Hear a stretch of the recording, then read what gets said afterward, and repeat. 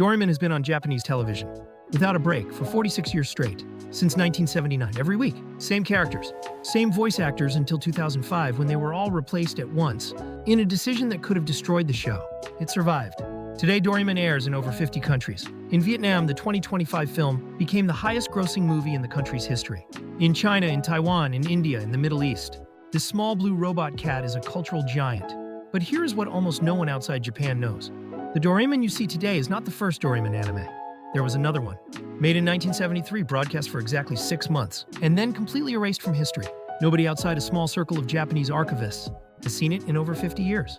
As a Japanese TV writer for 30 years, I know why this franchise survived when others didn't, and why it grew from a small learning magazine comic into one of the most quietly powerful cultural empires in Asia.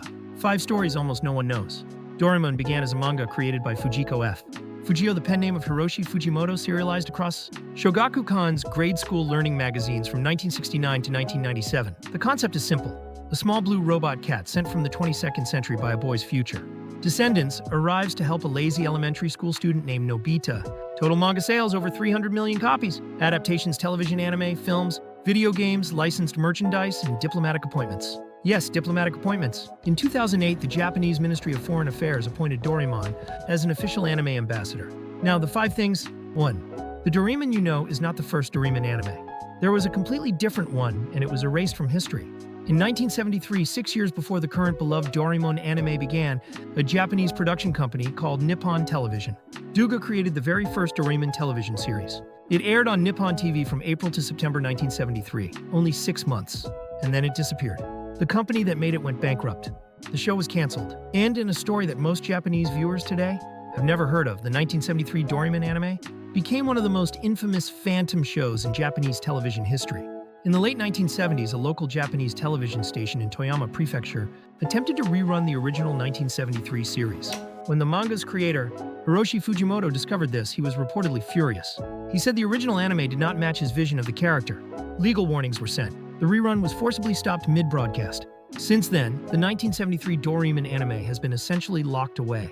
The production materials no longer exist. Even in Japan, most fans have never seen it. This is one of the most extraordinary examples in world television history of a franchise, deliberately erasing part of its own past, to protect the future version that would eventually reach billions of people worldwide.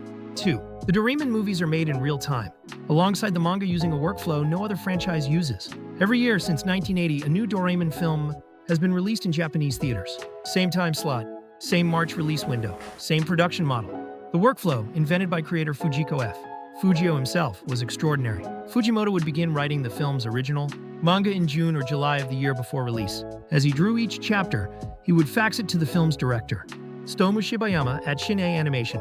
The storyboarding of the animation would begin in August, running in real time alongside the manga's creation. New character designs, new settings, dialogue changes. All of it flowed between manga and animation in a live conversation between creator and director. The film production and the original manga chapter would sometimes reach the reader and the theater within weeks of each other. This is a production model no other major anime franchise has used, and it produced 45 films, a completely unbroken chain, with cumulative box office over 40 billion yen. 3. In 2005, Doraemon changed all its voice actors on the same day. The industry called it impossible. Doraemon's original voice actress, Noriko Oyama, had voiced the character for 26 years. Her voice was, for an entire generation of Japanese people, the actual sound of childhood. In 2005, the show announced that Oyama and the entire main cast would be replaced. On the same day, new animation studio, new character designs, new voice for Doraemon Wasabi Mizuta. This is the kind of decision that has ended franchises.